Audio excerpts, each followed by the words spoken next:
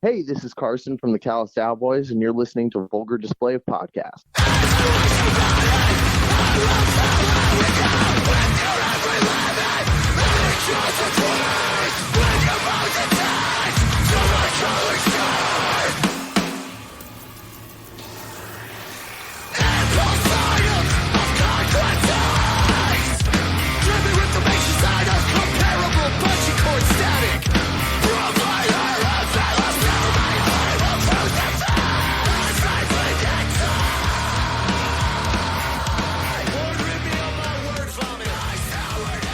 Welcome to the Vulgar Display of Podcast. Got a special guest online right now. We have Carson from the Callous Daoboys.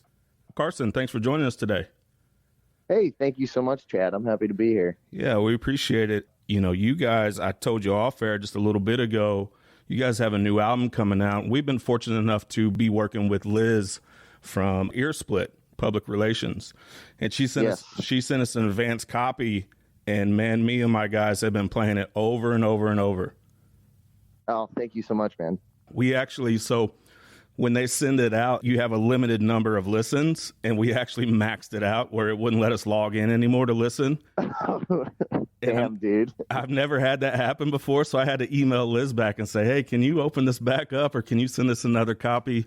Because we just been listening. Wow, man. So we've really been digging it. I think it really has, and I told you this off air as well, I think it really has the ability to kind of turn some heads. Well, thank you. I mean, I think that's what we set out to do when we make a record is bend some genres. But that's very nice of you. Thank you so much, man. One thing in particular that I've seen in an article or an interview that you did recently is, and I'm going to quote you here, I don't want to just be a middling heavy band. I want to be the 1975. Yeah. You know, that's me kind of talking out of my ass, I guess. But I mean, it's true. You know, I don't want to be just a regular old, you know, heavy metal band. I do think that in some capacity, like just seeing how people who don't really like this type of music react to our music, I do think we have, you know, the potential to do something huge and, you know, have wide appeal. And if we don't, that's at least what I'm shooting for, you know. So I'm going big. Yeah. And if I miss, you know, whatever. I don't care. Yeah. You know, we're going for it. That headline right there just stuck out to me because I'm a fan of the 1975. You know, we host metal podcasts, but I'm just a fan of music. And they're actually, a lot of people would be surprised, but they're actually one of my favorite bands. I love that band, dude. I love that band. They are one of the biggest influences on our band. Them and like Radiohead and Sigur Rós, just you know, just the scope and scale of their music is so much bigger than it sounds, I guess, upon first listen. And I remember like the first time I heard that band, I was like, oh, this band's gonna be enormous. Like when they were putting out the self-titled and everything like that. And I was right. The first time I saw them was like a huge festival crowd. And then the last time I saw them, which was pre-pandemic, I guess, they were playing like an arena. It's just so cool. That's the way to experience their music, I suppose. And I want the way to experience our music to eventually be that same scope and scale. You know, I think with you guys, I'm sure that the Dillinger Escape Plan gets brought up a lot, the Every Time I Dies and the Converges, you know, because there's definitely that mathcore element to it. But is it important for you, for, you know, the first time listener or the first time show participant, somebody coming to see you, is it important for you for them to see those influences as well? I don't really know, because, you know, while those bands are really important to us, you know, not everyone knows who those bands are, especially when we were on this Avatar tour. While we were out with them, I feel like we were playing to a crowd who maybe the heaviest band they had ever heard was Avatar. And that's awesome. Avatar's a great band. We loved being on tour with them. But, like, you know, so many people after our set would be like, so what do you classify your music as? And, you know, I'd have to be like, I don't know, metalcore, mathcore, I guess. And it was really crazy to be introducing music that is of our caliber to people who had no reference point for it. So, I mean, I guess if you've heard those bands, sure, that's important. But if you never have, then we sound like something completely new. That's more what I want to get across is that we're making music that no one has ever heard. That has always been the goal with this band, is to make something that no one else has ever made. And you know, there are a lot of jokes on Twitter about us being, you know, the Dillinger replication plan or whatever. You know, you can say that as much as you like, but you know, the Dillinger Escape Plan never wrote Star Baby. They wrote tons of other great songs, but you know, they don't have a song like that like we have on our record.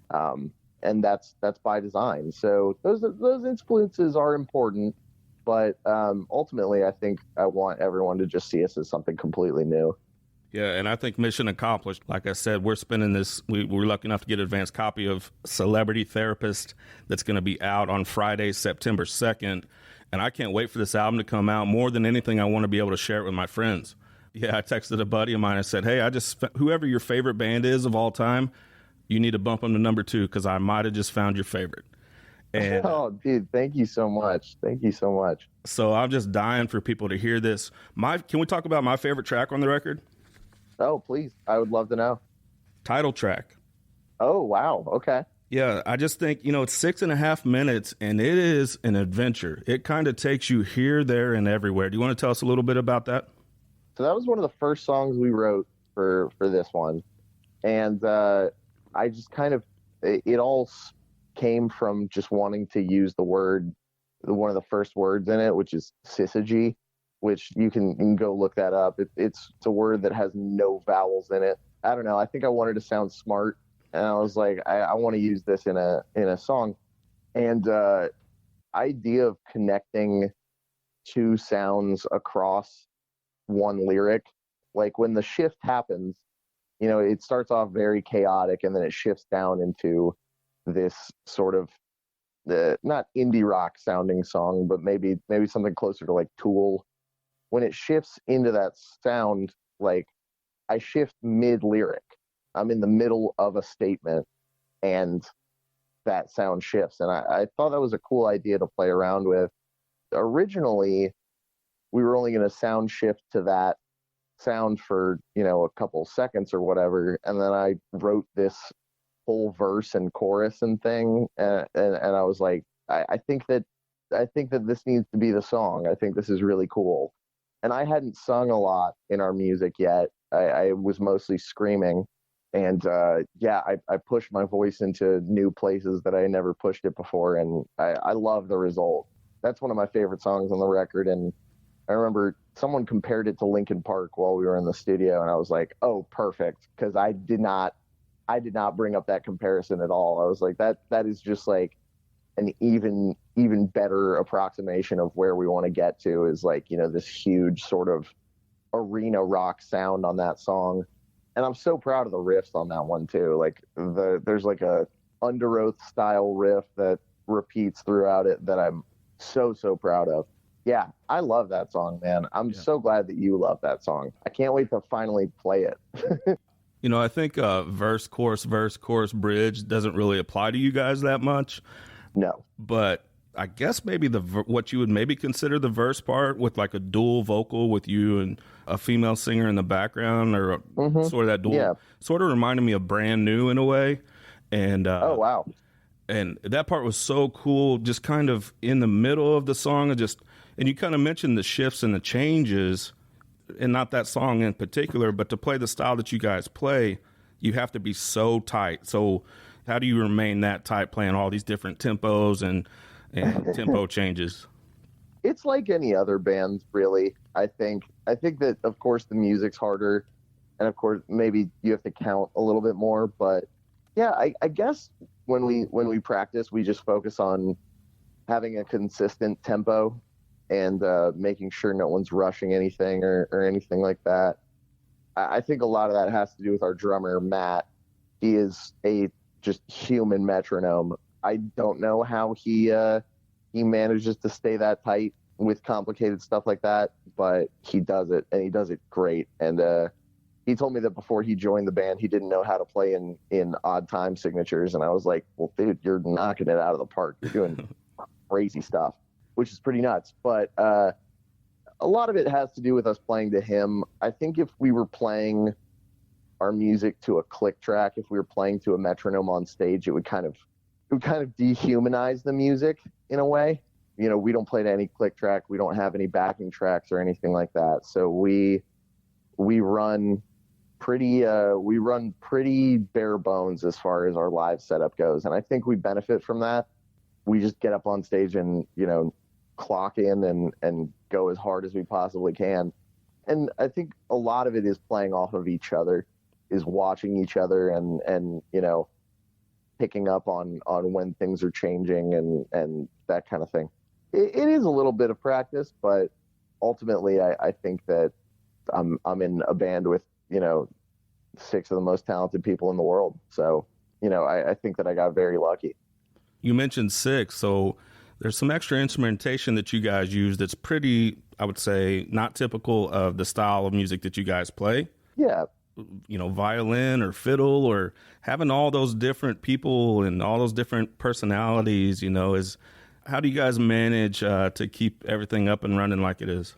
It's tough, man. The personalities especially. You know, I do think that we are all very different people, very different personalities. And I'm not around any of them right now, so none of them can smack me for saying that. But right. Yeah, it's hard to keep it up and running. It's hard to be in a band with this many people, but at the same time, if like you're mad at someone, you just go talk to somebody else about it. Yeah. If we were like a 4-piece band, like, you know, and 3 people are mad at you, it's like, well, now who do I talk to? But if 4 people are mad at you in this band, you have 2 other people to go talk to. Yeah. More options, I guess, right? More options, I suppose. Yeah. Yeah. I like being in a big band. Splitting money 7 ways is not, you know, the most fun thing in the world, but, you know, it's not about that.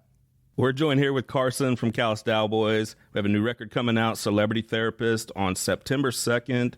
Going to be hitting the road a little bit. You're coming up in September. You're going to be hitting the road for a couple weeks. Yes, sir. Yes, sir. With Rollo Tomasi, we will be on the road with them from September 1st to September 15th. It looked like it was mostly East Coast, but some of the Midwest.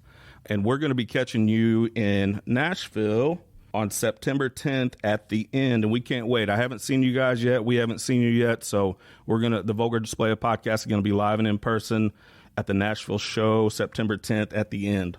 Awesome, dude. I can't wait to see you there. So speaking about this record, I want to talk about the audio for a little bit, because it sounds like there's almost some analog aspects to it, because especially when the guitars are, you know, chuggy, I guess, it sounds really live and really dynamic. Yeah, we recorded some, I guess, I think a lot of that has to do with our producer, Corey. Corey and I produced this record together. And we did have a lot of like live amps going and stuff like that. And we did a lot of reamping to make it sound raw. I'm trying to think if there's anything analog to it. There was like a production trick that we employed. A lot of rap producers will do this thing where they will take like a track of ambiance, just like a room being recorded or something like that, and put it super low under the mix. And we did that on every song. Like on title track, there's audio of an art museum just super low back there, and you can hear like people coughing. And I think that makes it like sound like it's in the room with you. Yeah. It makes it feel like the record is in the room with you. As far as the chugs go, I have no idea. I think that maybe just whatever transient shaper that Corey threw on there or something like that. I do love how the guitars sound. That is something that we focus in on really hard whenever we make a record is how the guitar tone is. I think Maddie, our guitar player, is very obsessive about the tones and you know how everything sounds as far as being relative to everything else. So we threw that trick in there, and I do think that's maybe why it sounds so analog. I mean, it definitely sounds live, and those guitars, especially like the low end part, just sound so thick. So that's why I was kind of wondering if there was maybe some some things that you guys did different other than just your straight digital recording, like that's pretty common today? Yeah. I mean, we did a lot of we had a lot of like post-processing things for the vocals. I think what you might be hearing on the low end is we used the Mudvayne signature bass on for Jackie's bass parts. It sounds so thick, like it's just the most ridiculous bass tone I've ever heard in my life. It's a Warwick thumb, I believe, that Ryan from Mudvayne played. It is the most disgusting bass tone in the world, and I don't like distorted bass tones, and Jackie and I fight on that constantly. Is like, not fight on it constantly, but Jackie will be like, oh, I think I came up with a good distorted tone. I'm like, no, it's got to be clean. I love clean bass tones. I just think they're heavier. I just think they sound lower and stuff like that. So that might be what you're hearing in the low end. Yeah, absolutely. And you have a few videos out. We have What is Delicious, Who Swarms, and a brief article regarding time loops. Can you tell us a little bit about the video shoots on those? Yeah, sure. So both of those are connected, and we have a third video coming out in a few weeks here, and that is also connected. Yeah, I directed the What is Delicious video, and Maddie did the treatment for the time loops video, and we were trying to think of what's the cult we can look like and embody without getting sued, and we were like, well, Heaven's Gate isn't going to sue us, so we decided on Heaven's Gate, and made those uniforms and everything like that.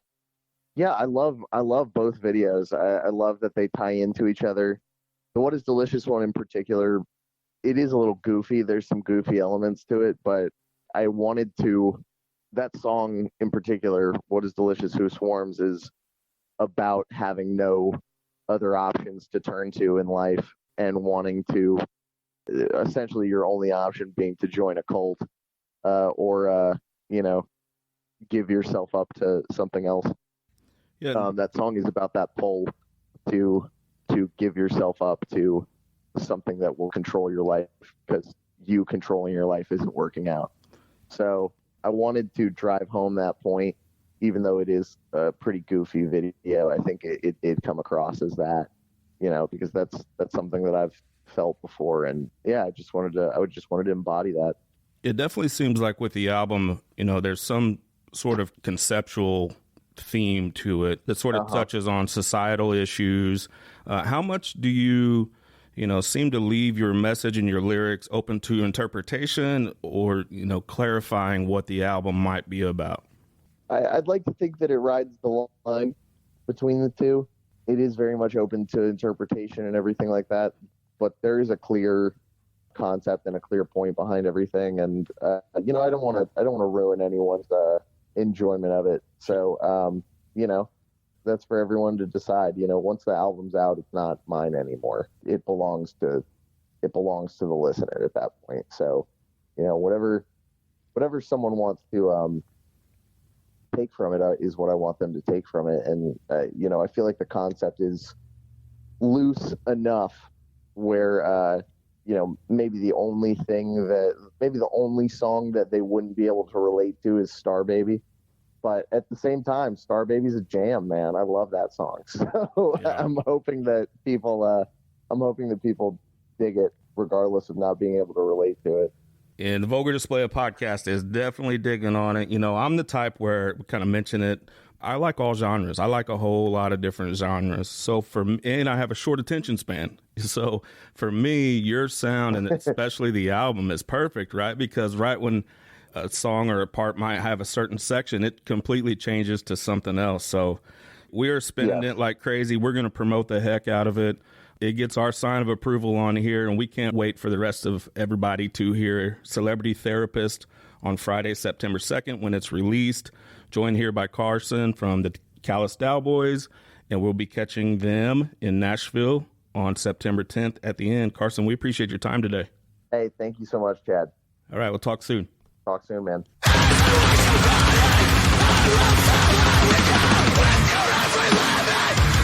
Everything,